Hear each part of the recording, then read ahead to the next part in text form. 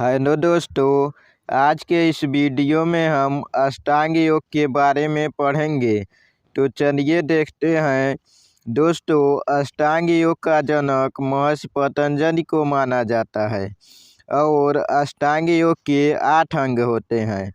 पहला है यम, दूसरा है नियम, तीसरा है आसन, चौथा है प्राणायाम, पाँचवा है प्रत्याहार, छठवां है धारणा, सातवां है ध्यान, आठवां है समाधि।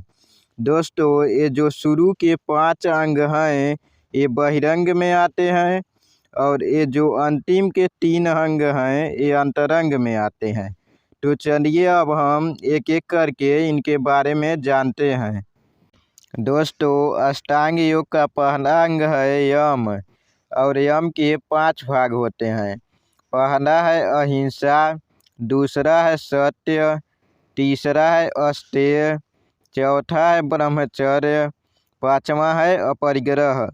दोस्तों, मन व वचन से किसी को कष्ट न पहुंचाना अहिंसा कहलाता है और प्रत्येक स्थिति में सदैव सत्य बोलना सत्य कहलाता है और किसी दूसरे के धन संपत्ति की कामना न करना अस्तेय कहलाता है और आंतरिक व बाहरी इंद्रियों तथा गुप्तेंद्रियों को वश में करना ब्रह्मचर्य कहलाता है और बिना परिश्रम के धन प्राप्ति की कामना न करना अपरिग्रह कहलाता है।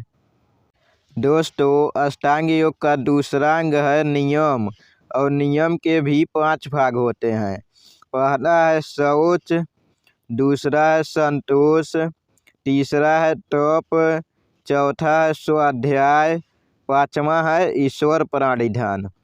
दोस्तों, शारीरिक व मानसिक शुद्धि शौच कहलाती है और अनावश्यक वस्तुओं की कामना न करना संतोष कहलाता है और सभी विषम परिस्थितियों में अपने शरीर को कार्य करने के लिए बनाए रखना तप कहलाता है और स्वयं का अध्ययन करना स्वाध्याय कहलाता है और किसी एक ईश्वर के प्रति अटूट विश्वास व श्रद्धा रखना ईश्वर प्रणिधान कहलाता है। दोस्तों, अष्टांग योग का तीसरा अंग है आसन और आसन वह स्थिति है जिसमें शरीर व आत्मा स्थिर रहता है और आसन के 3 रूप होते हैं। पहला है व्यायात्मक आसन, दूसरा है ध्यानात्मक आसन, तीसरा है आरामदायक आसन। दोस्तों, आसन के 3 रूप होते हैं और आसन के 4 प्रकार होते हैं। पहला है बैठकर करने वाला आसन।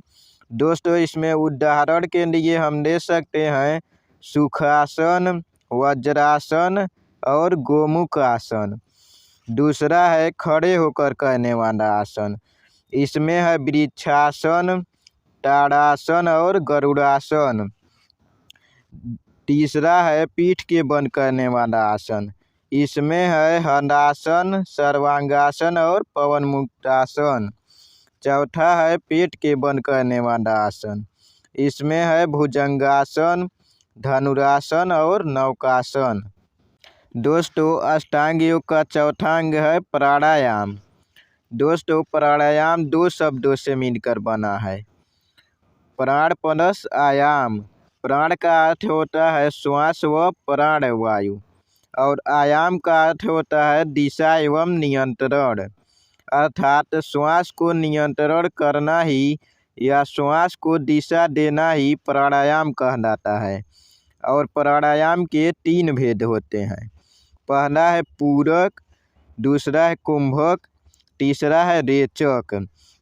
दोस्तों, पूरक उसे कहते हैं जब श्वास को अंदर लेते हैं और कुंभक जब श्वास को रोकते हैं तो कुंभक कहते हैं और जब श्वास को छोड़ते हैं तो रेचक कहते हैं। और कुंभक का भी 2 प्रकार होता है, पहला है अंतः कुंभक और दूसरा है बाह्य कुंभक। दोस्तों, अष्टांग योग का 5वां अंग है प्रत्याहार।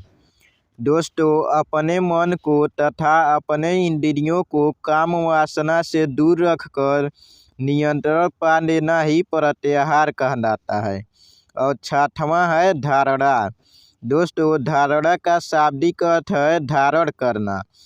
जब मन किसी विषय को धारण करने की योग्यता प्राप्त कर लेता है तथा कुछ देर तक स्वयं को उसी अवस्था में स्थिर रख पाने की योग्यता धारण कर लेता है तो वह धारणा कहलाती है और इसमें विषय वासनाओं का आदान प्रदान रुक जाता है।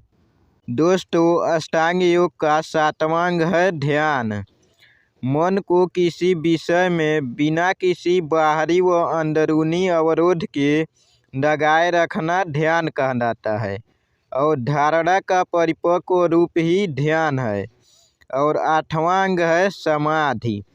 दोस्तों, समाधि योग की अंतिम अवस्था है जब साधक अपनी भक्ति या लगन में इतना लीन हो जाता है कि उसे स्वयं का बोध नहीं रहता और अपना अस्तित्व खो बैठता है तो उसे समाधि कहते हैं।